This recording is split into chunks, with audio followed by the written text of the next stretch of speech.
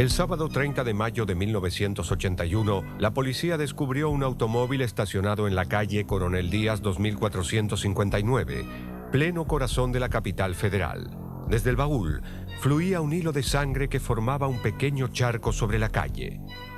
Cerca de las 5 de la tarde, el comisario de la seccional 21 de la Policía Federal telefonió a la casa de la familia Schocklender para comprobar si ese vehículo era de su propiedad y le informó a Sergio, uno de los hijos, que sus padres habían sufrido un accidente. El escritor y guionista Juan Carlos Cernadas Lamadrid investigó en profundidad el caso Schocklender para su programa de televisión Yo Fui Testigo, emitido con mucho éxito en Argentina en el año 1986. Llamó mucho la atención la forma de la muerte, porque inmediatamente, digamos, los chicos estos que están jugando al fútbol a la mañana y que descubren que el baúl del coche goteaba sangre donde estaban los cadáveres. Luego de conocer la noticia del supuesto accidente de sus padres, los hermanos Sergio y Pablo Schocklender decidieron escapar. La rapidez con que tomaron esta decisión los convirtió en los principales sospechosos del crimen. Esa noche pidieron prestada una importante suma de dinero a un amigo y compañero de trabajo de su padre llamado Andrés Horvath y emprendieron la fuga hacia algún lugar de la costa atlántica argentina. El hijo de Andrés Horvath, Pedro, contó los detalles de esa extraña visita. Cerca de las 12 de la noche, Sergio fue a la casa de mis padres. Sergio llamó a mi padre, los despertó en la mitad de la noche y dijo que debía reunirse urgentemente con él. Fue a la casa de mis padres y entonces le explicó que su padre lo había llamado para decirle que necesitaba dinero. Mi padre tenía dinero en ese momento con él, le dio $5.000, Sergio recibió el dinero y se fue. Mientras tanto, el escándalo se había desatado en todo el país. La historia de dos hermanos de clase media alta y sin antecedentes penales que habían asesinado a sus padres se destacaba en las portadas de todos los periódicos. Al mismo tiempo, los operativos policiales para encontrarlos se multiplicaban en toda la Argentina. Jorge Minces, el único abogado defensor que tuvo Pablo Schocklender durante toda la causa judicial, dio su visión sobre los hechos. Convengamos que imputar a dos hermanos la muerte de sus padres no es un hecho que pueda llegar a ser considerado irrelevante. No obstante ello, una parte del periodismo amarillo utiliza esta clase de situaciones dramáticas para tejer horrorosas novelas que pueden llegar a ser consumidas por alguna parte de la población. El doble crimen del matrimonio Schocklender ha conmovido a la opinión pública. Es por eso que queríamos tener la palabra del doctor Juan Carlos Fontela, el juez que entiende en la causa. Los autores materiales de la doble muerte del matrimonio Schocklender serían los hermanos Schocklender. Hay indicios. Todavía no podemos decir que ellos sean los autores del hecho. Se ordenó la detención de los mismos como consecuencia de los indicios que surgieron sobre su presunta actuación en el hecho. Como Pablo y Sergio Schocklender intuían que los aeropuertos más importantes de la Argentina estarían colmados de policías, decidieron viajar en un auto alquilado hacia Mar del Plata para desde ahí tomar un vuelo rumbo a Uruguay. En las primeras horas de la mañana del domingo 31 de mayo de 1981, los hermanos Schocklender arribaron a la ciudad de la costa atlántica. Raúl Couto, fotógrafo del periódico El Atlántico de Mar del Plata, cubrió el caso Schocklender desde el primer día. Yo creo que los Schocklender vinieron a Mar del Plata porque Mar del Plata es una ciudad que transita mucha gente. Entonces, la gente acá nos llama la atención. Vienen por distintos motivos durante todo el año. O sea que haya una persona en Mar del Plata que sea extraña no es motivo de atención. En el Hotel Dorá, en una habitación del primer piso, estuvieron alojados los hermanos asesinos. Mientras Pablo se instalaba en su habitación, Sergio se dirigió hacia el aeropuerto de Camet para iniciar los trámites para contratar un taxi aéreo. El tiempo no era bueno y el encargado le anunció que el vuelo tendría que esperar hasta que el clima mejorara. El lunes por la mañana, Sergio y Pablo caminaban por la peatonal San Martín en busca de una casa de cambio. De pronto, detectaron un impresionante operativo policial que mantenía rodeada toda la zona cercana al hotel. Entonces decidieron improvisar un plan. Dividieron el dinero y se separaron para continuar la fuga. Tras barajar varias hipótesis, Pablo decidió escapar rumbo a Bolivia. Primero en ómnibus y luego en ferrocarril, llegó a un pequeño poblado de la provincia de Tucumán llamado Alderetes. Allí adquirió un caballo para tratar de cruzar la frontera. Sin embargo, no tuvo en cuenta que el límite con Bolivia estaba a casi 600 kilómetros de distancia, con caminos complicados y poco accesibles. Esta tarde, personal de la comisaría de Ranchillos, a horas 15:30, señor. 15:30, en el recorrido habitual, en la zona de Ranchillos, sorprendieron a una persona que no era del lugar, llamó la atención, máxime que iba vestido de una forma que no convincente, inclusive montado al caballo, y lo condujeron hasta el local policial. Interrogado, se identificó tal como ustedes lo conocen. Su extraña apariencia llamó la atención de la policía, que ya había recibido los identikits de los hermanos Joclender. En un espectacular operativo, fue detenido y trasladado a San Miguel de Tucumán, en donde declaró en extrañas condiciones. Con un lamentable expediente judicial. Un expediente judicial que con relación a Pablo comienza en el momento de su detención en Tucumán, donde comparece, se levanta un acta, donde presta declaración ante el juez, creo que era de la 5ª circunscripción, Ramón Esper, y su secretario, José Pupio, pero que es firmada a su pie por el comisario inspector Ramón Sobrecasas. Fíjese qué extraña situación. Juez y secretario, pero la firma es del comisario inspector Sobrecasas.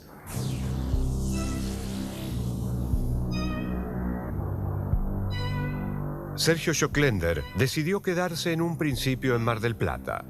Se alojó en un albergue transitorio llamado Tops y pasó esa noche con una prostituta para despistar a las fuerzas policiales. El martes 2 de junio de 1981 se dirigió a la tienda Los Gallegos y adquirió ropas gauchescas con bombachas y alpargatas. Más tarde compró un caballo y, disfrazado como paisano, eludió varios controles policiales para luego internarse en la zona rural. Cerca de las 10 de la noche, cansado y hambriento, ingresó en un almacén de ramos generales llamado Viejo Almacén Cobo. El dueño lo reconoció inmediatamente, pero en lugar de denunciarlo, lo encañonó y le robó todo el dinero. En un descuido, Sergio pudo escapar y pasó la noche en medio del campo. Llegó este muchacho a las 9:30 de la noche. ¿Montado en qué? Montado en un caballo, como queriendo llevar víveres para seguir un viaje que había iniciado en Punta Mogotes. ¿Hasta dónde dijo que iba en el viaje? Bueno, él me dijo que iba a ir por el lado de Tucumán y Catamarca y Córdoba, y de ahí pensaba ir a Estados Unidos, el viaje de ir a Estados Unidos. A la mañana siguiente, Sergio se despertó por el ruido de un helicóptero policial que volaba a baja altura. Solo y sin un centavo, comprendió que la única opción que tenía era entregarse. Caminó por el medio de la Ruta 2 hasta que una patrulla de la policía bonaerense lo divisó y lo detuvo en el kilómetro 372.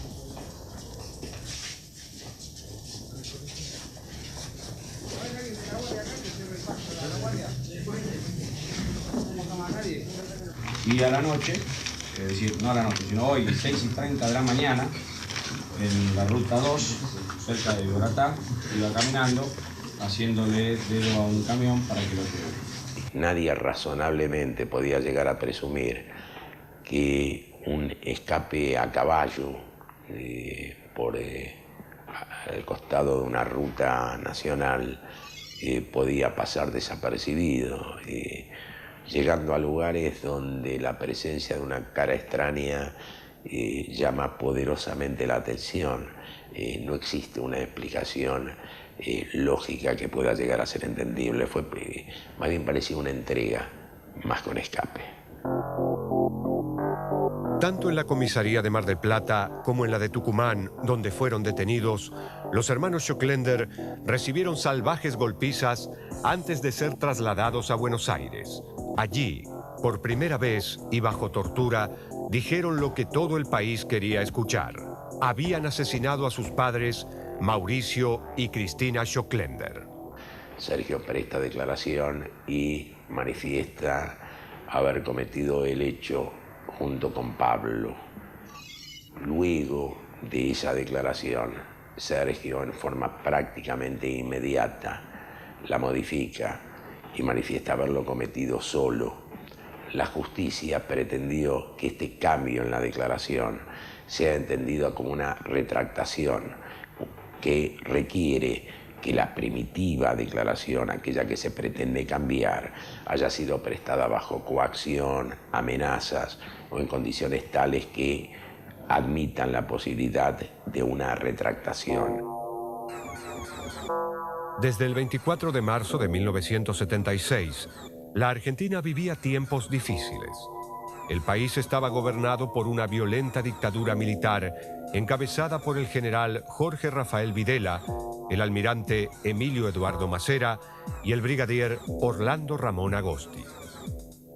A través de la empresa Pittsburgh, Mauricio Schocklender, el padre de Sergio y Pablo, mantenía lazos comerciales con el gobierno militar, ya que se dedicaba a la compra y venta de armas para altos mandos del ejército y de la armada. Lo que yo sé sobre la venta de armas es que Pittsburgh intermedió con entre algunas empresas y el gobierno militar. Y hasta donde yo sé, estas empresas eran israelíes. En el próximo bloque, la conexión de Mauricio Schocklender con el gobierno militar y las versiones que señalan el crimen como un posible ajuste de cuentas por la venta de armas.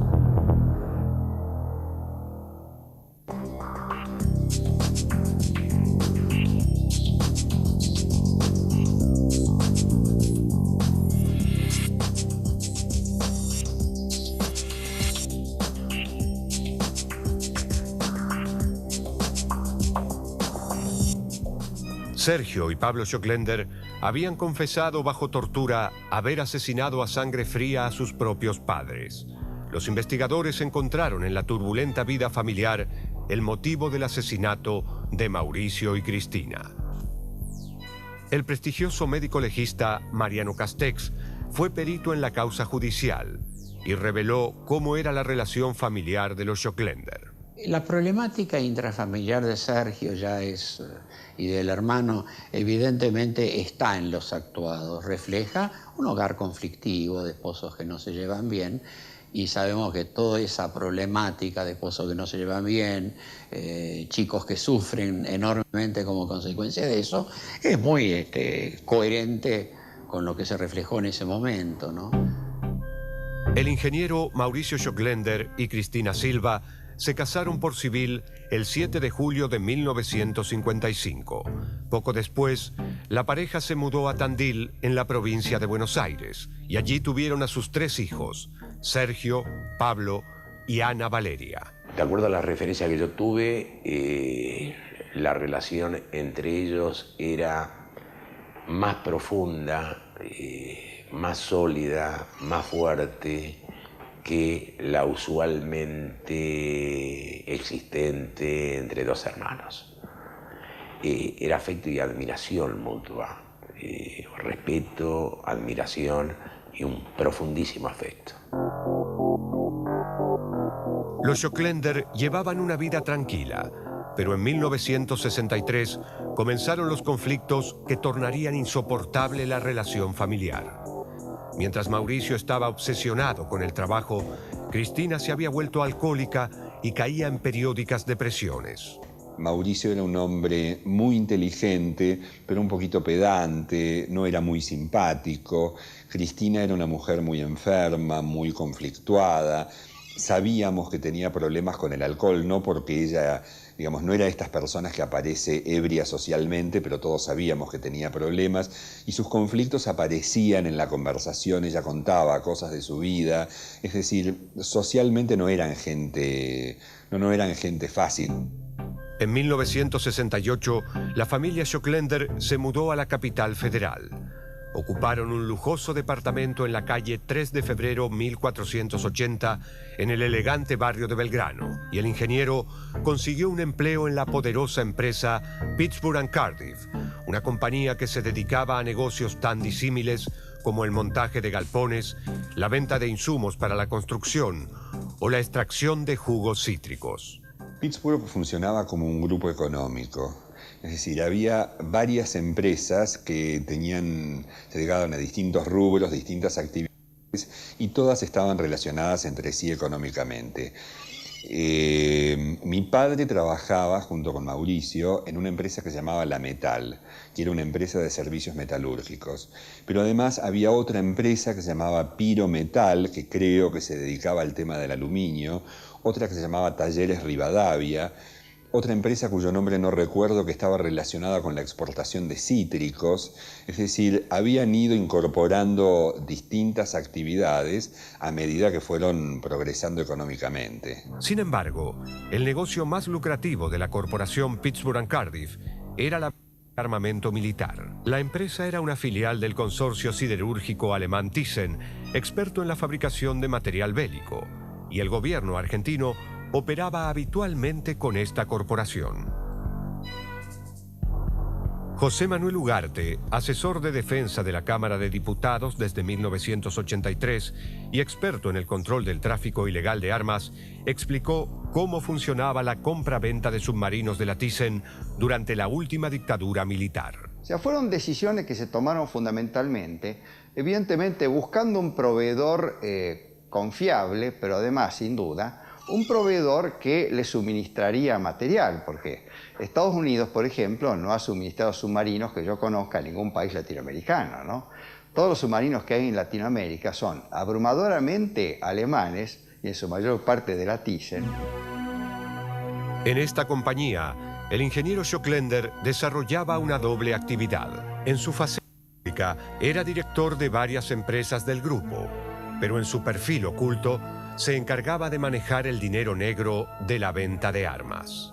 Con toda la situación que había en esa época, todos los rumores que había, y a medida que uno fue tomando conocimiento del grupo del empresario del padre Sergio, y todo eso, uno comenzó a sospechar que había algo mucho más grande y que los chicos nunca más hablaron por miedo. Algo pasó. En 1971, Mauricio Schocklender se asoció con el dueño de la Pittsburgh, Carlos Junger, con varios militares, para conformar la Agencia Marítima Argentina, una sociedad comercial de transportes y de mandatos y servicios. El 23 de agosto de 1971, el boletín oficial informó el inicio de sus actividades. Según investigaciones posteriores, la principal actividad de esta sociedad era la venta de armas.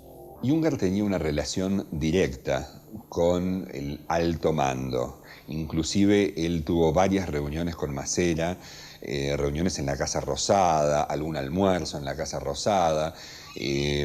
Y a Junger le gustaba contar estas anécdotas que él, evidentemente, en aquella época, ser recibido en la Casa Rosada y tener almuerzos y conversaciones de negocios era una especie de símbolo de haber alcanzado el éxito.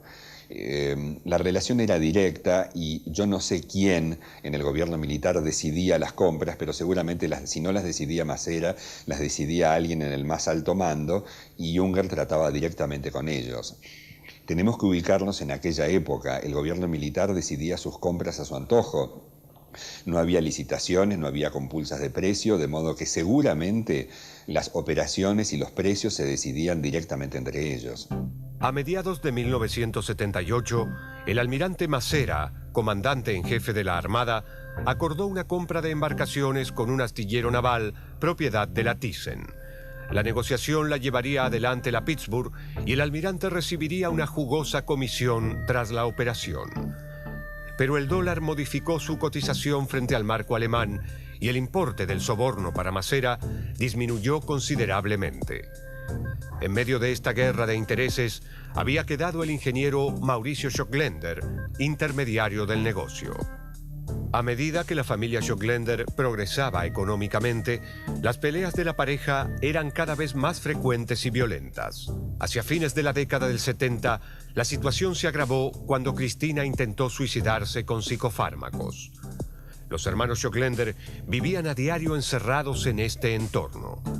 Pablo incluso hasta tenía que soportar los permanentes acosos sexuales de su madre. Me acariciaba el pelo y las mejillas. De pronto la dio la cabeza, me miró y sonrió con amargura. Te quiero tanto. Lástima que seas mi hijo. Intenté zafarme de sus brazos con cautela. La situación me parecía grotesca. Regresé a mi cuarto en puntas de pie. Estaba temblando. Apagué la luz y me acosté. La puerta se abrió y ella entró sigilosamente. Me mantuve inmóvil. Se sentó al borde de mi cama y comenzó a acariciarme la cabeza. Entonces se recostó y súbitamente comenzó a frotarse contra mi cuerpo gimiendo. Me levanté de un salto. Basta, basta, por favor, grité. El 10 de mayo de 1981 se desató un misterioso incendio en el departamento de la familia Schockländer. Tras la llegada de varias dotaciones de bomberos, el fuego fue controlado y se dijo que las llamas se habían producido por una colilla caída sobre la alfombra. Esto era imposible porque todas las alfombras de la casa eran antiinflamables. Días después del incidente, Pablo abandonó el departamento para mudarse al Hotel Normandie, ubicado en Rodríguez Peña al 300, en el centro de la ciudad de Buenos Aires. Para Mauricio, su hijo Pablo había generado el incendio. Mi padre había sido en parte testigo de la crisis familiar de los Schockländer, ya que desde hacía varios días los Schockländer habían tenido reuniones en la Metal, es decir, los dos hijos con Mauricio se reunían en una de las oficinas de la Metal. Mi padre no participó obviamente de estas reuniones, pero sí veía que estas reuniones se generaban y que Mauricio salía cada vez más consternado de estas reuniones. En una de ellas, Mauricio le dijo a mi padre: se terminó la unión familiar. Le relató además que Pablo había generado un incendio en la casa y que como consecuencia de ese incendio se había destruido un placar y dentro del placar toda la ropa de él. 4 días después del sospechoso incendio, se conoció la noticia de que José Julio de la Hera, alto ejecutivo de la Pittsburgh y amigo del ingeniero, cayó de la azotea del edificio en el que vivía. Sergio, asustado por todos estos hechos, resolvió colocar una custodia permanente en el departamento familiar. El 30 de mayo de 1981, los guardaespaldas contratados debían presentarse en el departamento de los Schockländer. Sospechosamente, nunca lo hicieron y el matrimonio Schockländer fue asesinado. En el próximo bloque, ¿qué sucedió el día del crimen? ¿Cuáles son las diferentes versiones sobre el asesinato?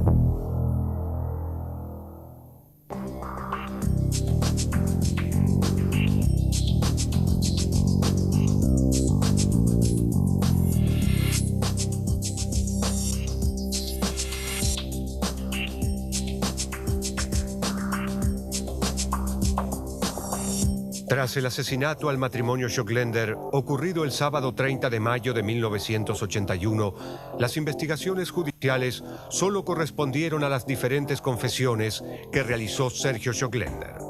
Nunca contemplaron otras posibilidades. Desde su confesión, Sergio realizó 3 declaraciones diferentes. Primera teoría: hermanos asesinos. El 29 de mayo, un día antes del crimen, Sergio cumplía 23 años y toda la familia, excepto Pablo, había salido a cenar a un restaurante de la costanera porteña. Cristina, ebria y desequilibrada, lanzaba insultos a su marido y a sus hijos, Sergio y Valeria. Al finalizar la comida, la familia regresó al departamento y todos se retiraron a dormir.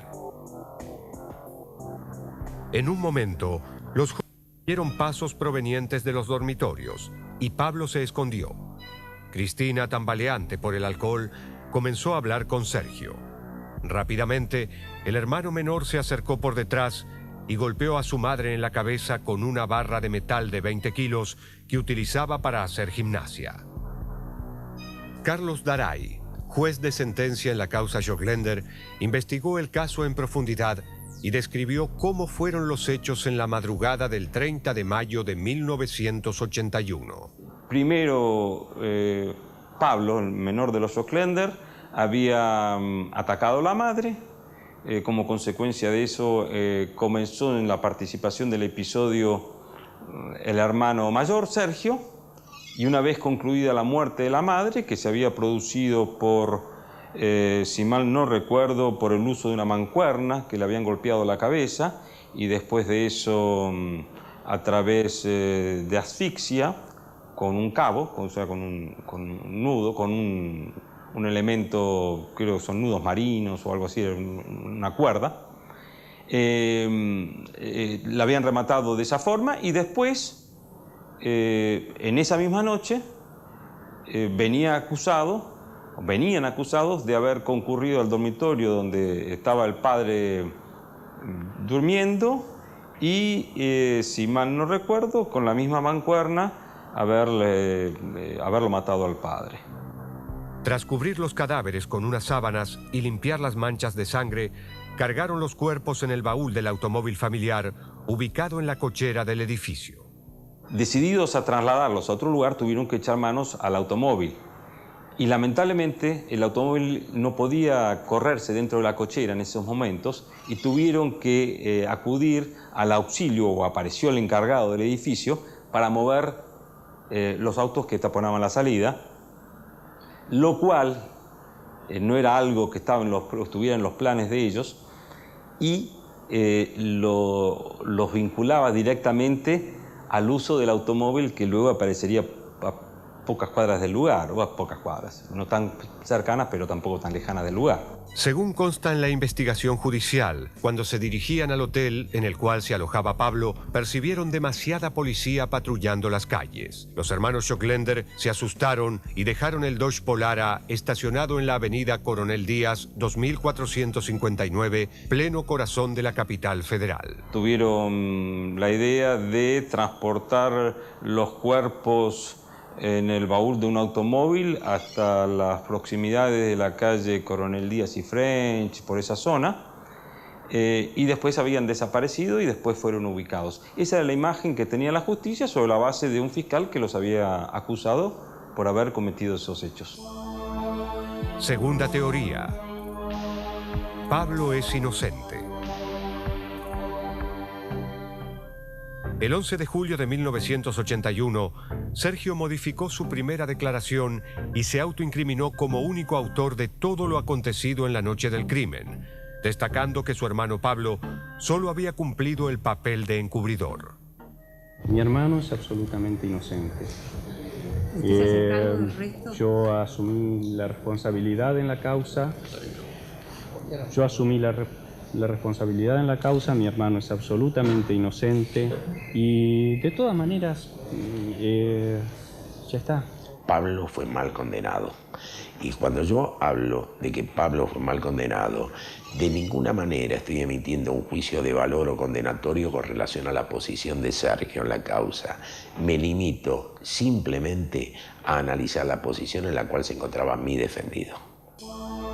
Tercera teoría. Negocios turbios. En su tercera y última declaración judicial, Sergio refirió una historia que, si bien mostró ribetes fantásticos, es la que ha sostenido desde el 7 de julio de 1983.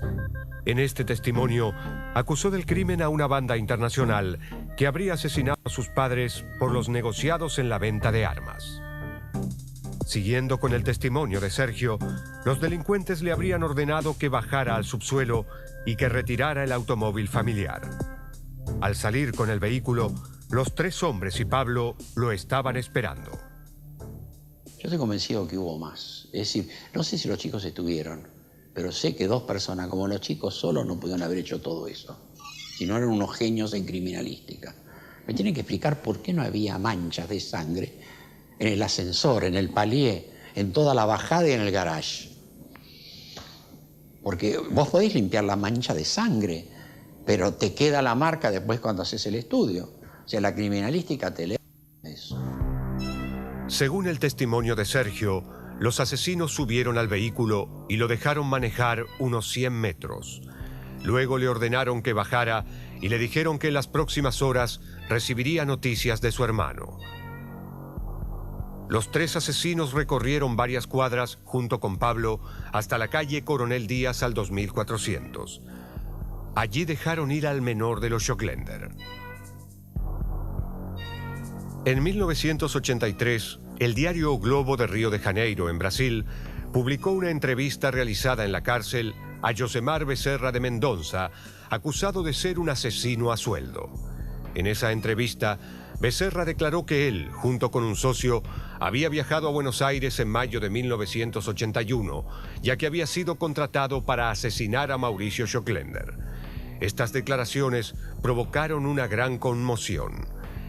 En caso de comprobarse su veracidad, le darían un giro a la investigación y confirmarían la versión sostenida por Sergio Sjöklender. La historia acerca de ciertos comandos o sicarios brasileros o que estaban en Brasil surge en las postrimerías del expediente, en forma casi contemporánea a la retractación de Sergio Sjöklender, y habrían consistido en algún tipo de comando que habría aquí en el país matado al padre y a la madre, vinculado a ciertos affairs relativos al contrabando de armas o a la provisión de armas al país o a empresas, etc. Esto surge en ese momento, motiva que yo libre lo que se llama en términos técnicos una rogatoria diplomática al par o al juez brasileño, tendiente a establecer la veracidad de esa confesión, de esa narración de Sergio Sjöklender. El juez Daray viajó a Brasil para comprobar la veracidad del relato del detenido. Sin embargo, su par brasileño le informó que no había existido tal declaración. Muchos creyeron entonces que se había tratado de una estrategia elaborada por gente cercana a los Sjöklender con el fin de sustentar la versión de Sergio y avalar su inocencia. Sin embargo, el juez Daray nunca escuchó la versión del delincuente brasileño Becerra de Mendonça. En el próximo bloque, las dudas y sospechas que dejó el asesinato. ¿Qué sucedió con los hermanos Sjöklender luego de años de prisión?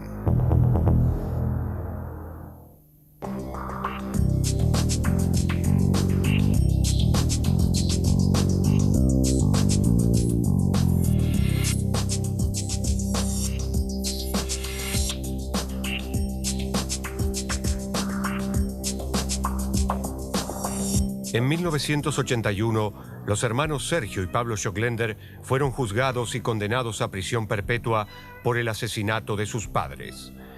La causa judicial despertó numerosas sospechas y muchas declaraciones de los acusados fueron arrancadas tras largas horas de tortura en plena dictadura militar. Yo no tengo absolutamente ninguna duda de que esta investigación fue pésimamente llevada. Las motivaciones que pueden haber tenido para llevarla tan mal las ignoro, pero que fue muy mal llevada, tomando en consideración elementos que de ninguna manera podían ser una sentencia condenatoria con relación a Pablo, no tengo absolutamente ninguna duda. Durante la dictadura militar, La justicia argentina vivió uno de los peores momentos de su historia, y los acusados de delitos complejos como asesinatos y violaciones contaban con muy pocas chances de obtener un juicio imparcial. Así surgieron muchas de las anomalías en la investigación. Yo creo que el caso Joclender, y por lo que yo recuerdo y demás, hay que escribirlo dentro de lo que fue la dictadura militar. Y cuando digo esto, digo no solo desde un poder perverso y asesino, sino también con una justicia corrupta. En el departamento de los Joclender, ubicado en el 4º piso de la calle 3 de febrero 1480 de Capital Federal, jamás se tomaron huellas digitales. Nunca se realizó una reconstrucción del hecho y tampoco se constató si era verdad que la familia había salido a cenar la noche del crimen. Además, si bien las pericias forenses encargadas por la defensa arrojaron resultados que contradecían la teoría de la justicia, esas pruebas nunca fueron tenidas en cuenta por los jueces. Y les recuerdo que lo más importante para mí era que un cadáver de los dos cadáveres, llevar dos cadáveres desde el lugar del hecho hasta el auto, y que fueran hallados dentro de un auto, al pie del cual había una enorme mancha de sangre, y no hubieran quedado rastros de sangre en todo el trayecto, al ascensor, la bajada, la sacada, llamaba mucho la atención. También, si no me recuerdo mal, la cama también tenía escasa mancha de sangre. O sea que o alguien había ayudado, o había más gente participando en esto, o realmente queda un misterio sobre el cual los chicos nunca han querido hablar. Los errores en la investigación, sumados al conflicto de intereses por la venta de armas y a la campaña periodística que condenó a los hermanos Joclender antes de ser juzgados, fueron los principales elementos que despertaron sospechas acerca de un posible complot que se habría digitado desde la cúpula del gobierno militar. El rótulo ya de parricidas, genocidas, chacales y todos los términos que se utilizaron para calificar a Sergio y Pablo. Esto era, digamos, como muy sorpresivo y que creaba todo un manto de sospecha sobre su veracidad, porque no solo más allá de que se, digamos, avasallaba el derecho a la legítima defensa, etcétera, etcétera, ya estaban nominados de entrada de esta forma, sino que el hecho de que se le atribuyera a los dos chicos, a los dos muchachos en ese entonces, la autoría, así, de buenas a primera, como teoría consumada, resultaba harto sospechoso. Luego del regreso a la democracia, una nueva hipótesis señaló al almirante Emilio Macera como responsable del doble homicidio. Los conflictos desatados por la diferencia de precios en la venta de armas aparecían como la posible causa de los asesinatos. Pero eso no era lo único que vinculaba a Macera con la muerte del matrimonio Joclender. El hecho de que los cadáveres presentaran restos de plancton en sus corazones indicaba que podrían haber muerto ahogados. Esta forma de operar era la misma que durante la última dictadura militar habían utilizado los grupos de tareas de la Escuela de Mecánica de la Armada, liderada por Macera. Luego, ya avanzada más la cuestión, el asunto del plancton, sobre todo el plancton en el corazón, porque aún hoy las teorías científicas, es decir, las comparaciones científicas demuestran que el plancton en el corazón es la evidencia más certera de que la muerte se ha producido por inmersión en agua de río o en agua de mar. Esto, sumado a la versión de los asesinos brasileños que sostenía Sergio, alimentaba la teoría que relacionaba a la cúpula del gobierno militar con la muerte de los Joclender. La condena de Sergio. Sergio Joclender cumplió la mayor parte de su condena en el penal de Villa Devoto. Hacia mediados de 1985 comenzó a estudiar abogacía y más tarde también cursó las carreras de psicología e informática. En los años siguientes ideó lo que se convertiría en el Centro Universitario Devoto, un proyecto revolucionario donde decenas de reclusos pudieron estudiar diferentes carreras. Sergio pasó sus últimos años de condena junto a su hermano Pablo en la unidad penitenciaria 16 de menores. Con años de protestas por la dignidad de los presos, Sergio entabló contactos con diferentes grupos de defensa de los derechos humanos y así forjó una estrecha relación con Ebe de Bonafini, presidenta de Madres de Plaza de Mayo, una entidad que durante la dictadura militar denunció el plan de exterminio de las Fuerzas Armadas. Precisamente, cuando recuperó la libertad, Sergio se transformó en uno de los dirigentes y abogados más reconocidos de este movimiento de derechos humanos.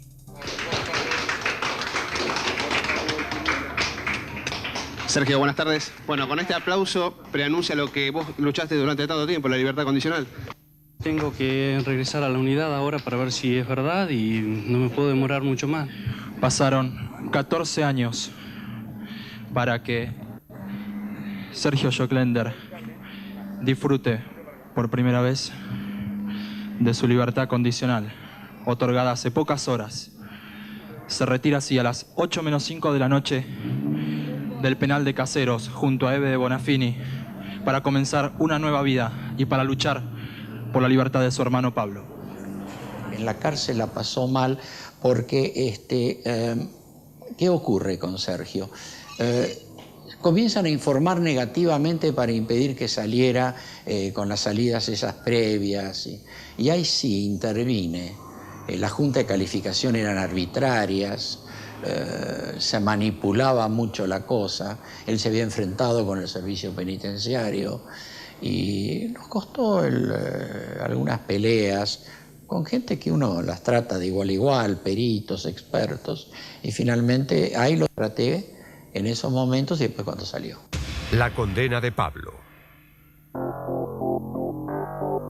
El 12 de mayo de 1985, después de casi 4 años de prisión en calidad de procesado, la jueza de primera instancia en lo criminal, Marta Lopardo, desestimó las declaraciones que Pablo había realizado bajo tortura en Tucumán y el menor de los Joclender quedó en libertad.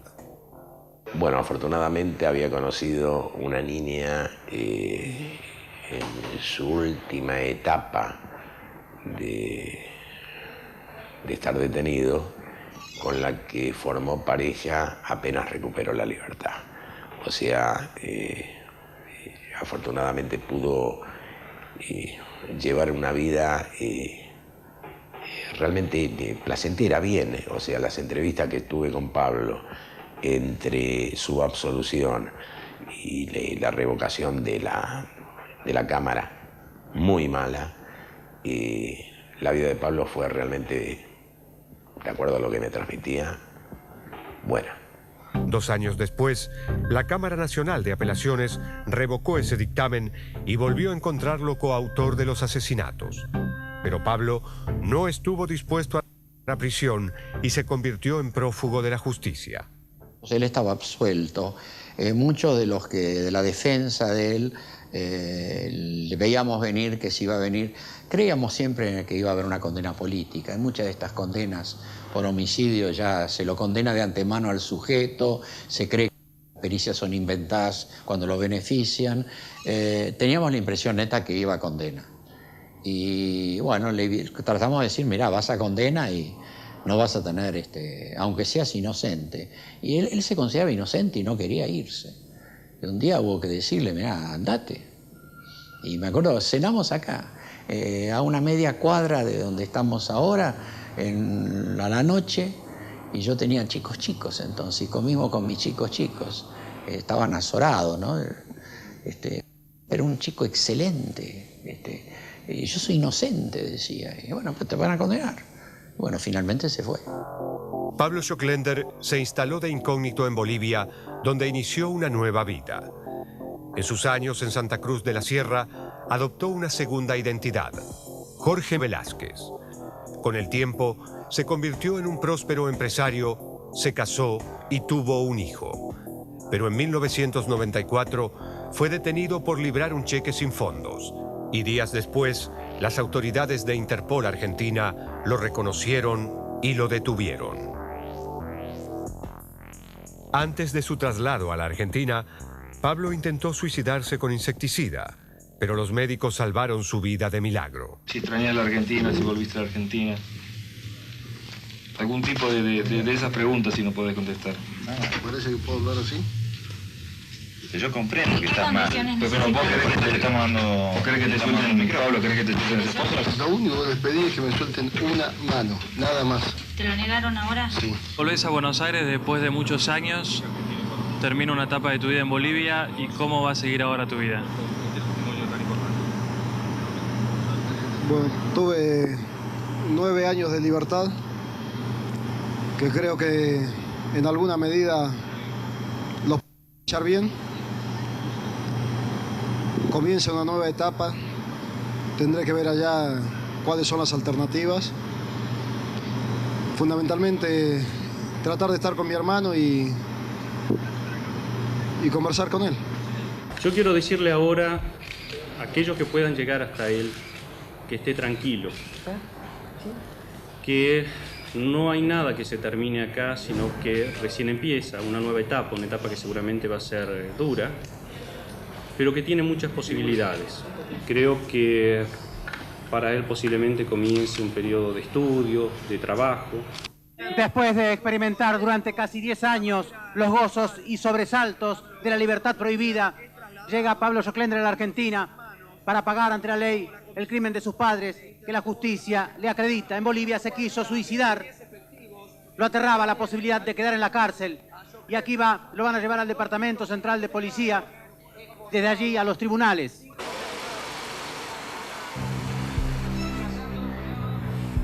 Todavía no se sabe a ciencia cierta qué fue lo que ocurrió en esa fatídica noche de mayo de 1981, y las preguntas se amontonan. ¿Fueron los hermanos en un ataque de locura? ¿Estuvo de alguna manera involucrado el almirante Macera? ¿O fue un comando de asesinos profesionales? Yo no veía personas que hubieran podido producir ese hecho, ¿no? Uno se puede equivocar, pero es la opinión que me merece, ¿no? Y yo creo, mi forma de verlo, de acuerdo a lo que recuerdo de los hechos, es porque saben que se enfrentan con un poder muy grande, que es el poder de la dictadura, digamos de las Fuerzas Armadas y en particular de la Marina. En mi intimidad, en mi íntima convicción, hoy, 20 años después, puedo decir que yo no tuve ninguna duda de que los hermanos habían matado a los padres. Lo cierto es que los cuerpos de Mauricio Joclender y de Cristina Silva todavía no descansan en paz.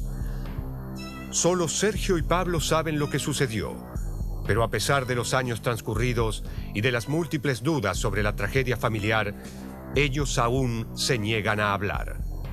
Quizás algún día se rompa el pacto de silencio y por fin se conozca la verdad.